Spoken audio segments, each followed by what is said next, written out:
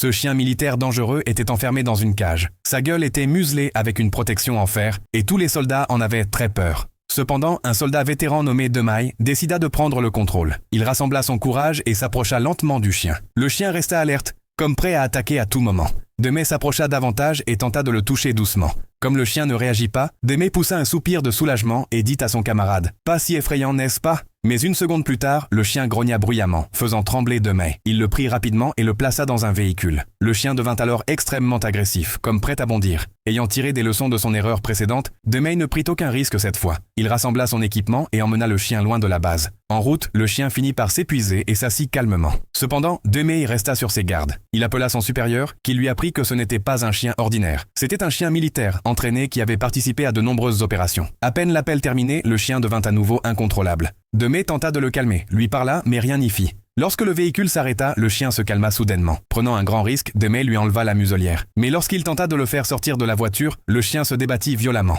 Demai referma immédiatement la porte, puis le chien déchira la cage de l'intérieur. Quand Demai revint, il fut choqué de voir l'état du véhicule. Le chien avait lacéré les sièges. Demai n'osa pas ouvrir la porte. Puis une idée lui vint.